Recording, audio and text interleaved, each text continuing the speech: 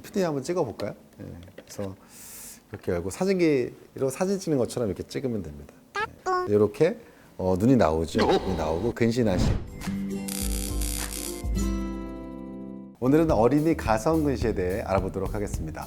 아이들이 진료를 보고 집에 갈 때쯤 되면 엄마들이 저한테 물어보시거든요. 선생님, 애들 핸드폰 많이 보면 안 되죠? 이렇게 물어보시는데 사실상 그건 물어보는 건 아니고 이제 저한테 애들 핸드폰 보지 않게 말 좀 해달라고 이제 부탁하시는 거거든요. 그럼 저도 어느 정도 이제 화답을 해드리죠.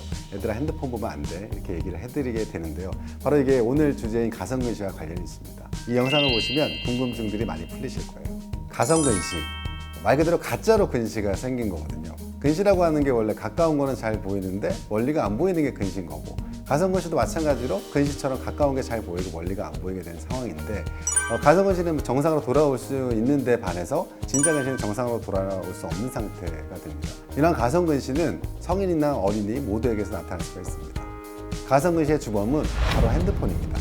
우리가 보통 아이들한테 핸드폰을 많이 보지 마라, 가까이 보지 마라 이렇게 얘기를 하면서도, 그럼 왜 아이들이 핸드폰을 많이 하면 안 될까요? 첫 번째는 가성근시가 발생할 수 있습니다. 우리가 진짜 근시인 아이들이 근시 때문에 안경을 써야 되는 경우도 마음 아픈 경우가 되겠지만, 가성근시이기 때문에 안경을 쓰지 않아도 되는 그런 아이들이 안경을 쓰게 되면 그게 더 문제일 수 있는 거거든요. 두 번째는 진짜로 근시가 유발될 수 있습니다. 주변에서 책을 많이 보신다든지 공부를 많이 하시는 분들, 그런 분들을 보면은 안경을 쓰고 있는 분들을 우리가 많이 볼 수 있거든요. 세 번째는 눈의 피로도가 올라갑니다. 우리가 근거리를 너무 오래 보게 되면 눈의 조절작용 때문에 근거리를 보게 하는 그런 근육들이 근거리 보는 쪽으로 많이 굳어져 있기 때문에 우리가 멀리도 좀 봐야 된다든지 그런 작용이 필요하거든요. 눈이 아프고 머리도 아프고 어지럽고 그런 증상들이 있겠습니다. 가성근시를 진료 현장에서 어떻게 볼 수 있는지 대표적인 예를 좀 들어드릴게요. 7세 아이가 눈을 자꾸 찡그리는 거죠. 그래서 이제 안과에 시력 검사하러 어머니가 데리고 오신 거고, 그래서 검사를 해보면 실제로 시력이 0.2, 0.3 정도 나오고요. 만약에 진짜로 근시가 있는 아이들은 검사 전후가 근시의 양이 똑같습니다.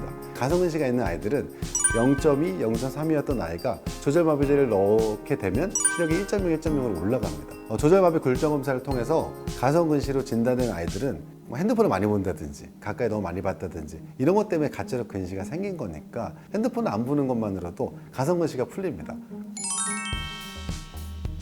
여러분들도 정답은 아마 알고 계실 것 같아요. 첫 번째는 핸드폰을 너무 오래 하지 말게 해주세요. 나이에 따라 좀 다를 것 같기는 한데 7세 이하가 되는 아이들은 핸드폰은 20분 이상은 보여주지 않는 게 좋다 이렇게 설명을 드리게 되고요. 초등학생 이후 되는 그런 아이들의 경우에는 공부를 하되 50분 이상 만약에 하게 되면 휴식 시간이 필요할 것 같습니다. 두 번째는 핸드폰을 너무 가까이 보여주지 마세요. 가까이 뭔가를 하는 것도 근시 또는 가성근시를 유발할 수가 있기 때문에 눈하고 거리가 30에서 40cm 정도 유지해 주시는 게 좋을 것 같습니다. 또 세 번째는 어두운 데서 누워서 책을 보는 건 안 하는 게 좋습니다. 누워서 보게 되면 점점 팔이 이렇게 밑으로 내려오게 되죠. 저절로 이제 거리가 가까워지게 됩니다. 어두운 데서 만약에 우리가 책을 보게 되면 동공이 커지게 됩니다. 동공이 커지게 되면 우리가 수차라는 게 발생을 해서 글자가 선명하게 보이지 않게 되는 그런 상황이 되거든요. 그렇게 되면 눈의 피로도가 마찬가지로 올라가게 되는 거고, 어두운 상태가 되면 약간의 근시 상태가 좀 더 유발되거든요. 시력이 나빠졌다고 판단이 되시면 우선 안과로 데리고 오셔서 조절마비 굴절 검사를 통해서 가성근시가 없는 걸 확인하고 안과적인 제한이 없는 걸 다 확인한 다음에 안경 처방전을 써주면 그걸 들고 안경점에 가서 맞추시면 되겠습니다. 학교 다닐 때 자잖아요. 이렇게 책상에서 이렇게 자고 해서 눌리고 나서 일어나면은 여기가 이제 찍혀 있잖아요. 그게 이제 5분 잤으면 바로 풀리는데 만약에 한 10시간을 잤어요. 그럼 이게 풀릴 때까지 되게 오래 걸려요.